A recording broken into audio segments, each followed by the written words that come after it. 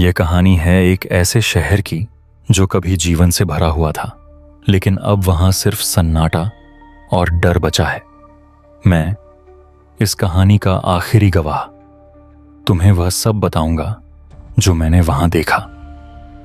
यह कोई आम शहर नहीं था, यह था कालानगर। कालानगर अपने घने जंगलों और प्राचीन मंदिरों के लिए प्रसिद्ध था।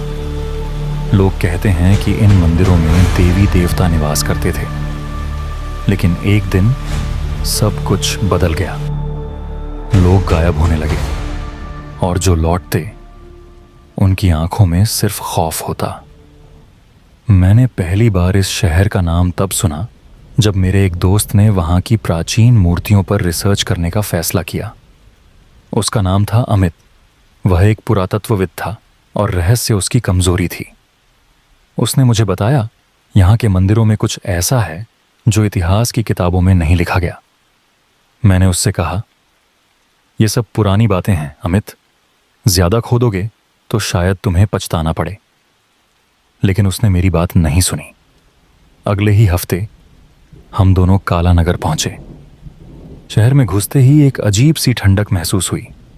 चारों ओर खामोशी थी। ऐसा लगा मानो जंगल भी सांसें रोककर हमें देख रहा हो। हमारा पहला पड़ाव था काली मंदिर। यह मंदिर सबसे बड़ा और सबसे डरावना था। जैसे ही हम मंदिर के अंदर गए, हमें एक अजीब सी बदबू आई। वहां का माहौल भारी था। अमित ने अपनी नोटबुक निकाली और मूर्तियों का निरीक्षण शुरू किया। तभी एक जोरदार आवाज आई। ऐसा लगा जैसे कोई मंदिर के अंदर दौड़ रहा हो। मैंने पीछे मुड़कर देखा, लेकिन वहां कोई नहीं था। अमित ने हंसते हुए कहा, डर गए क्या? यह सब तुम्हारी कल्पना है। लेकिन मुझे यकीन था, मैंने कुछ सुना था। हमने मंदिर में रात बिताने का फैसला किया। अमित ने कहा, शहर के बारे में ज्यादा जानने के लिए यहां रुकना जरूरी है। आधी रात को अचानक मेरी नींद खुली। मैंने देखा कि अमित मंदिर के बीचों बीच खड़ा था। उसकी आंखें बंद थीं और वह किसी अजीब भाषा में कुछ बड़बड़ा रहा था। मैंने उसे हिलाकर जगाया। तुम ये क्या कर रहे हो? उसने चौंक कर कहा, मुझे नहीं पता, मैंने तो सोने की कोशिश की थी। उस रात हमें समझ आ गया कि यहां कुछ सही नहीं है। सुबह होते ही हमने गांव वालों से बात करने का फैसला किया। गांव के बुजुर्गों ने हमें बताया, इन मंदिरों को छूना भी मत। यहां काला साया रहता है। जो इसे छेड़ता है वह जिंदा नहीं बचता। अमित ने इसे सिर्फ अंधविश्वास कहकर टाल दिया, लेकिन उनके शब्द मेरे मन में गूंजते रहे। उस रात मैंने अमित को समझाने की कोशिश की कि हमें वापस लौट जाना चाहिए, लेकिन वह नहीं माना। मैं यहां से बिना सच्चाई जाने नहीं जाऊंगा, उसने कहा। अगली सुबह मैंने देखा कि अमित गायब था। मैंने उसे पूरे मंदिर में ढूंढा, लेकिन वह कहीं नहीं था। उस दिन मैंने महसूस किया कि यह सिर्फ एक मंदिर नहीं, बल्कि एक शापित जगह है। यह शहर, यह मंदिर और यह काला साया, ये सब कुछ मुझसे कुछ कहना चाह रहे थे। लेकिन मैं अब अकेला था और मुझे नहीं पता था कि अगला नंबर किसका होगा। जब मैं अमित की खोज में पूरे मंदिर में भटक रहा था, तभी मैंने जंगल के अंदर से आती अजीब सी आवाजें सुनी। ये आवाजें इंसानों की तो नहीं थीं, लेकिन वे इतनी डरावनी थीं कि मेरी रीढ़ की हड्डी में सिहरन दौड़ गई। मैंने सोचा कि शायद अमित उन्हीं आवाजों की तरफ गया हो। बिना ज्यादा सोचे मैं उस ओर बढ़ गया। जितना अंदर जाता गया, जंगल उतना ही घना और अंधकारमय होता गया। और फिर अचानक मैं एक बस्ती के पास पहुंचा। वह जगह किसी आम गांव जैसी नहीं थी। यह थी तांत्रिकों की बस्ती। यह बस्ती बहुत ही अजीब थी। चारों तरफ छोटी छोटी झोपड़ियां थीं और उनके चारों ओर कुछ विचित्र चिन्ह बने हुए थे। बीच में एक बड़ा अग्निकुंड जल रहा था, जिसके चारों तरफ कुछ लोग काले कपड़ों में बैठे थे। उनकी आंखें बंद थीं और वे किसी अजीब मंत्र का जाप कर रहे थे। उनकी उपस्थिति इतनी डरावनी थी कि मेरे कदम अपने आप थम गए। तभी उनमें से एक ने अपनी आंखें खोलीं और मुझे देख लिया। वह मुस्कुराया, लेकिन उसकी मुस्कान में स्वागत की भावना नहीं थी। उसमें सिर्फ एक काला इरादा था। उनमें से एक बुजुर्ग तांत्रिक ने मुझे इशारे से बुलाया। उसके पास जाने के अलावा मेरे पास कोई और रास्ता नहीं था। उसने अपनी आवाज में डरावना ठहराव लाते हुए कहा, तुम्हें यहां नहीं आना चाहिए था। यह जगह तुम्हारे जैसे लोगों के लिए नहीं है।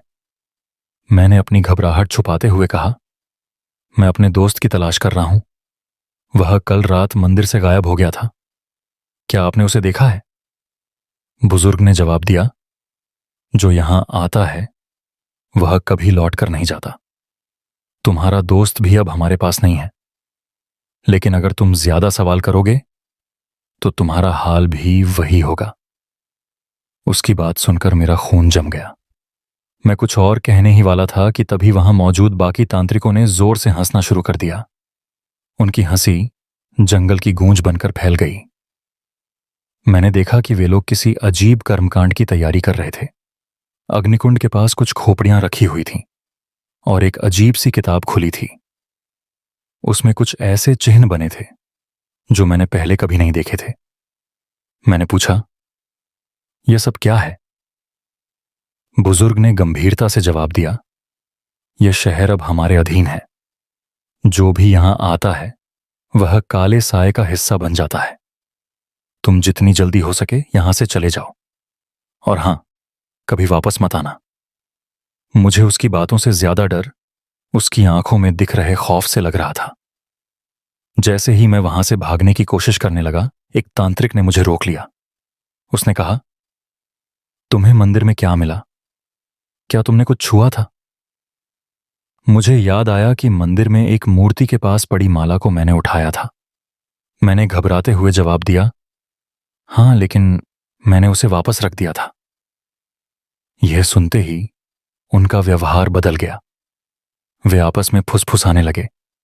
ऐसा लगा कि मैंने कुछ ऐसा किया था जिससे उनकी चिंता बढ़ गई थी। उस रात मुझे बस्ती में ही रुकने के लिए कहा गया। मैं चाहकर भी वहां से भाग नहीं सकता था। तांत्रिकों ने मुझे एक झोपड़ी में बंद कर दिया और कहा, यह तुम्हारी सुरक्षा के लिए है। लेकिन मुझे पता था कि यह सुरक्षा नहीं, बल्कि एक कैद थी। पूरी रात मैं उनके मंत्रों और अजीबोगरीब आवाजों को सुनता रहा। झोपड़ी के बाहर मुझे अंधेरे में लाल आंखें चमकती दिखीं। ऐसा लगा जैसे कोई चीज मुझे घूर रही हो। सुबह होते ही तांत्रिकों ने मुझे वहां से जाने दिया, लेकिन जाते जाते उन्होंने कहा, अब यह शहर तुम्हारा पीछा करेगा। तुम्हारा दोस्त काले साए का हिस्सा बन चुका है। अब तुम भी नहीं बचोगे। तांत्रिकों की बस्ती से निकलते वक्त मैंने पीछे मुड़कर देखा। वे सभी मुझे घूर रहे थे। उनकी आंखों में एक अजीब सी चमक थी। ऐसा लगा कि मैं उनकी गिरफ्त से बाहर नहीं निकल सकता। अब मेरे सामने दो सवाल थे।